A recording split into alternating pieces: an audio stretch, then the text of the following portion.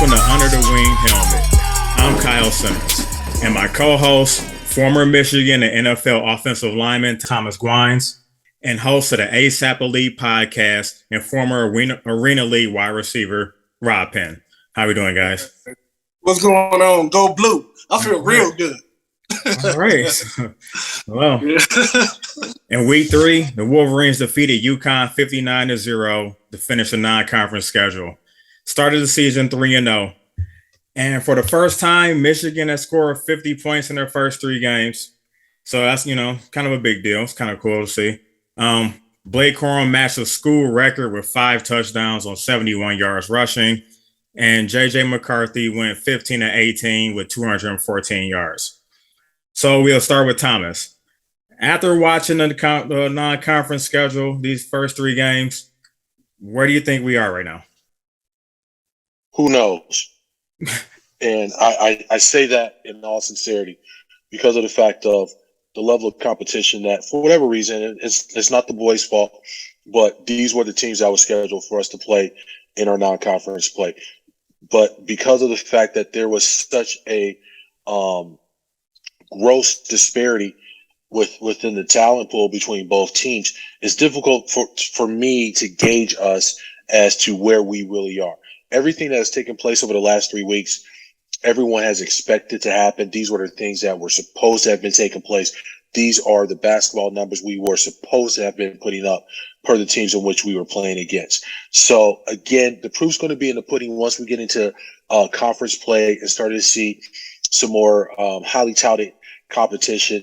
And I'm really excited to see what our medal is made of once we get into the season. And there's going to come a time within the season where we're going to have to play from behind.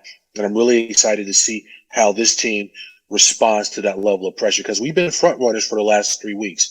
Some of my inside sources are saying that the boys are cognizant of the fact that everything that has transpired over the last 3 weeks was supposed to have happened. So nobody is feeling too high. We're the greatest thing since sliced bread, which it's huge for me. It's good to hear that the team, the boys are staying with an even kill, so to speak. So to answer your question, like I said, no one knows. There are some points of contention in which I have when I look at the offensive line. Again, we've given up 2 sacks within those 3 games.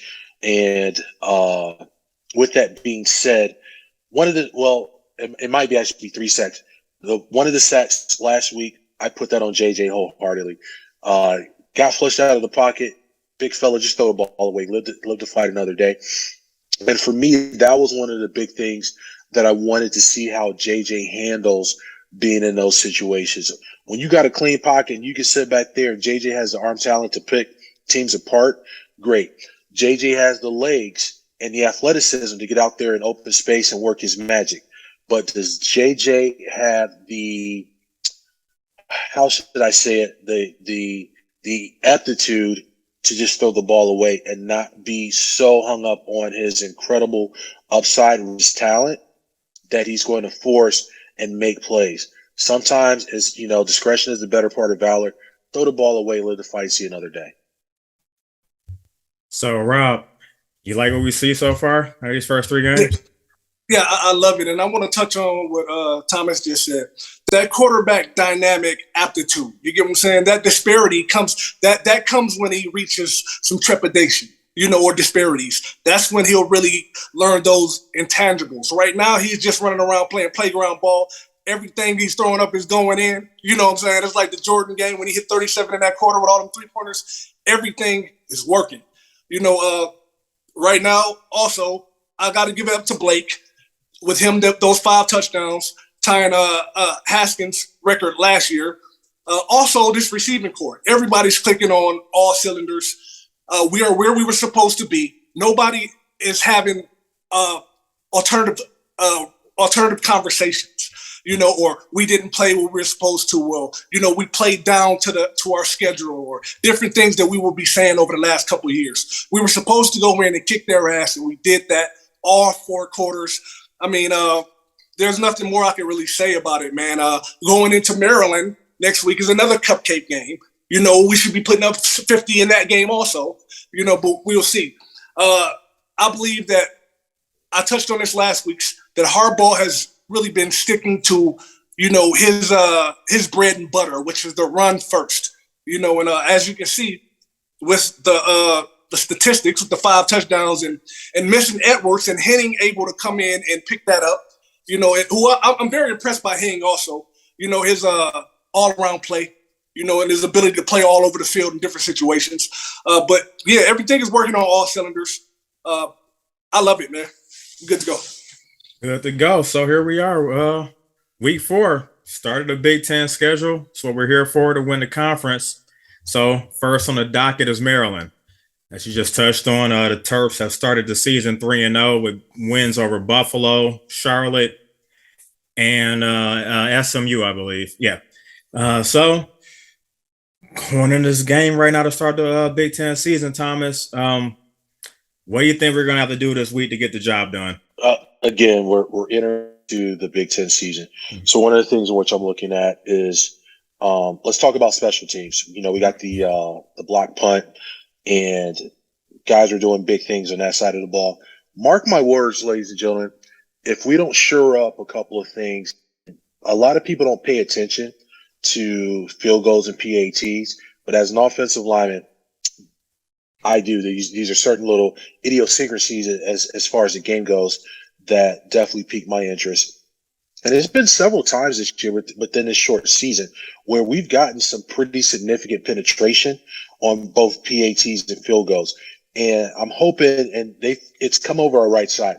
And so I'm hoping that, O-line coach, O-coordinator, special teams coaches are seeing these things and getting some things shored up technique-wise to make sure that we don't have any catastrophic events in the backfield as we're trying to either get that 1 or 3 points. I definitely feel like that there's going to come a point in time in a game where that loss or that gain of those 1 or 3 points are going to be the telltale sign whoever's going to win that game. So coming back into this Maryland game, Maryland has got some athletes, right? And a highly touted quarterback. They too have had a relatively soft preseason schedule. So I think this is going to be one of those games where who blinks first, who gets punched in the mouth first, who's able to shake that off, and who's able to live up to, their overall full team capabilities and pull this game off. Do I think that, yes, Michigan's going to come out with a W? You damn right. But yet again, it's all about not just getting a win, but how we win. Mm-hmm. Well, I've been watching Baby Tua.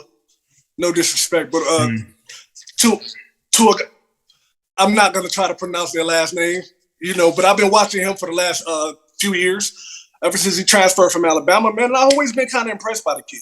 Last week, they didn't have a powder puff team come in there, up to Maryland, man. That SMU team is pretty stout, just like the Charlotte team and the Buffalo team that they played.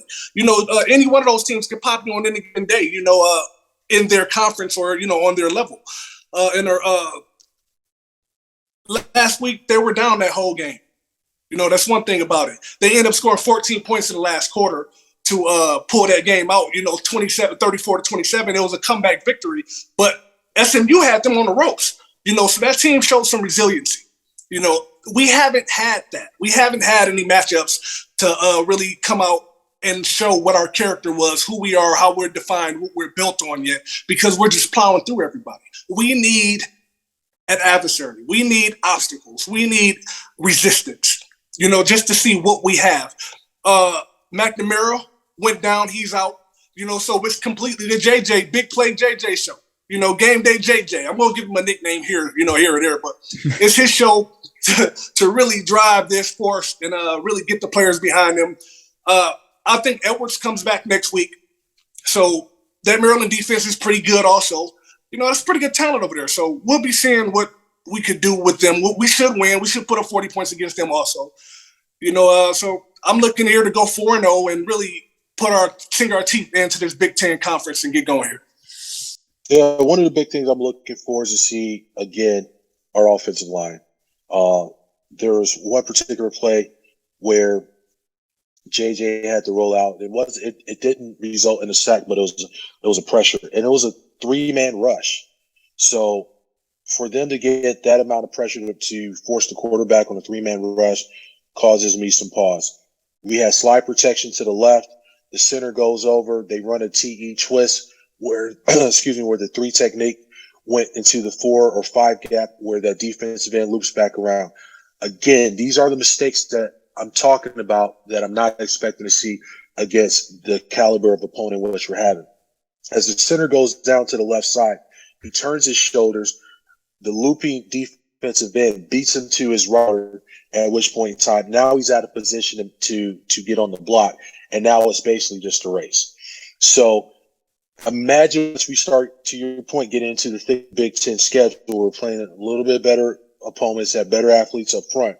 These small glitches right now that haven't really hurt us in this particular part of the schedule are going to be glaring deficiencies once we get into the Big Ten season. So again, we got to shore up these small things right now. I definitely want to say big shout out to young Bell. Played out of his mind. The almost circus catch that he had in the end, even though he didn't make that play, I loved the effort. I loved how he stood up after the game.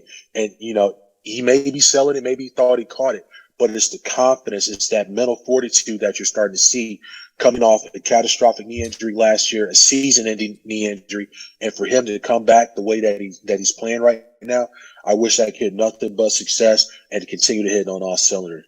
Yeah, hey, right now our season starts October 15th. Maryland, Iowa, Indiana, and then the Nittany Lions come in October 15th. Mm-hmm. What I saw from the Nittany Lions, they were pretty solid. You know, when they went in and they popped Auburn last week. You know, that team is they're pretty stout across the board. You know, so I don't think we'll really get a challenge until that date. But by that time, we should have enough tune-up games that we should be operating on all cylinders. You know, keys to the game this week is going to be the same as they were the last few weeks. You know, stay healthy. You know, get our guys reps, the stars, get them reps, get that confidence going. Maybe Ronnie Bell can go ahead and just grab one of them one-handers, you know, to really show the nation and put everybody back on the Ronnie Bell train. It's very important. Like I say, so our season really doesn't start for the next few weeks. And there's a lot of good things that we can take out of that, a lot of good things that we can work on. Well, go ahead, Kyle. I was going to say, big play JJ, game day JJ. I don't know. I think I kind of like big play JJ, you know, more than game day. It's a lot of big games, though. It's a lot of big games. There's no game. You know what I'm saying? And hey, I like the kid's swag, too. I like I definitely definitely has a swagger. Big in the fan base. You know, I was riding around campus last week, cruising around, and I saw a lot of students wearing his jersey. And I was like, oh, yeah, you know, the fan base is really excited about this, especially, you know, the student fan base, you know. So a lot of excitement. I guess we're going to see this week, man, with Maryland. Big game, man. To add to that, you know, with me being here in Arizona, I'm going around, man. Everywhere I go, I'm seeing Block M hats. Mm-hmm. I'm seeing Michigan hats. I'm seeing Michigan shirts. I'm seeing Michigan jerseys. It's really taking a breast around the country. You know, and I'm loving it, man. And I'm happy to be from the great state of Michigan. And this is a great time, man, to be a Michigan Wolverine. All right, so Thomas, give me your prediction for this week, man. What's the score? Predictions for this week, I'm going to say 42-14. Definitely looking to see the athleticism of that Maryland team. Again, as Rob alluded to, you know, these guys had to play through a little bit of adversity right now. So I don't really perceive them having an intimidation factor coming into the big house.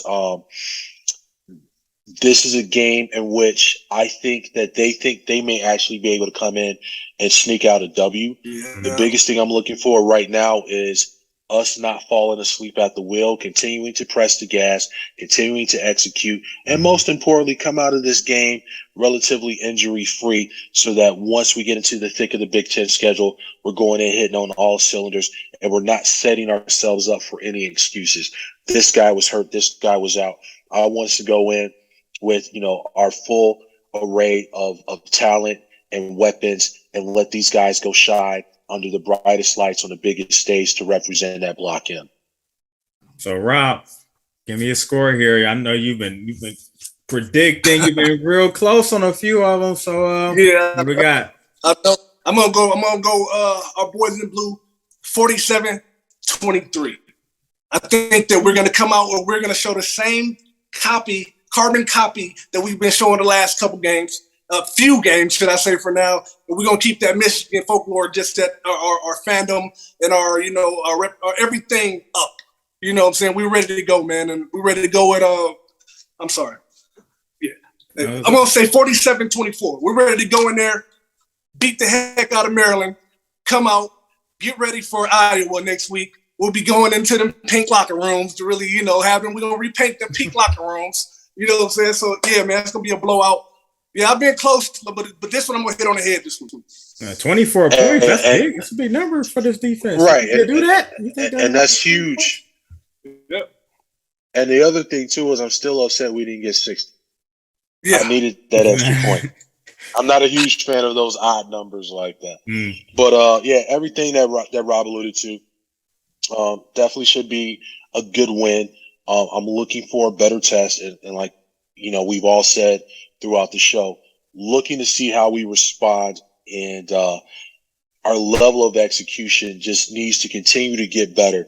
Like I said, it's these small little things that I'm seeing against these lesser teams that I'm afraid could be big thorns in our side if we don't get these small things settled prior to getting into the thick of the season.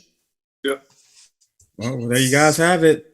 For week 4, it's Under the Winged Helmet. I'm Kyle Simmons, Thomas Guynes, Rob Penn.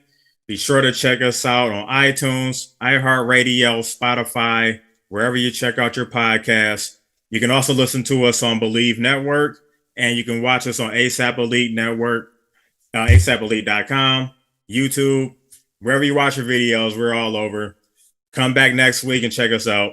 Thanks for watching. Go Blue. Go Blue. Go Blue, baby.